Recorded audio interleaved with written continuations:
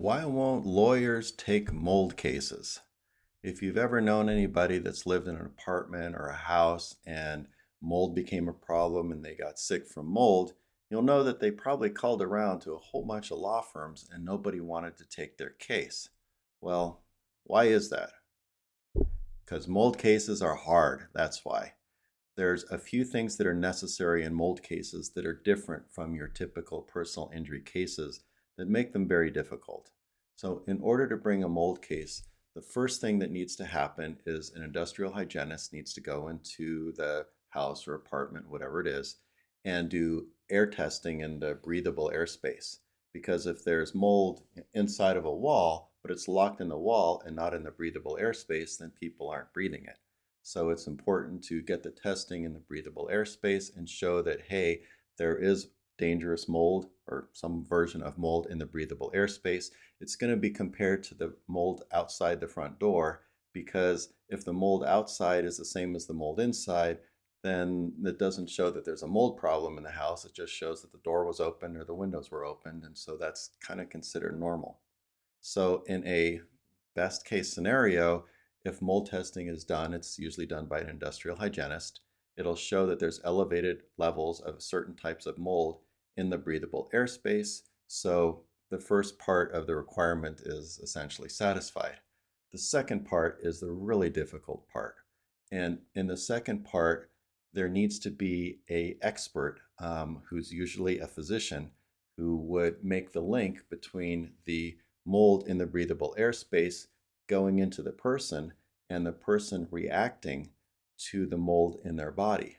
And a lot of symptoms of mold exposure have to do with respiratory issues, maybe a brain fog, things like that. And those conditions are often caused by a whole lot of other things, not just mold.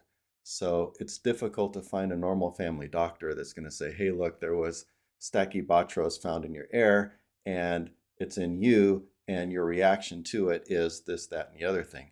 Most normal physicians won't make a report like that. So oftentimes you need to find an expert, and the expert's going to go and do their analysis and say, this is the mold type that was found in the airspace, and this mold was in the person, and this mold in the person was causing these symptoms, and therefore this person needs this medical care because of those symptoms. If an industrial hygienist shows that there is mold in the breathable airspace higher than the mold outside, and if an expert physician finds that this person reacted to the mold in their body and this reaction caused them to have these symptoms and require this medical care, then the third step is you've got to find somebody to sue.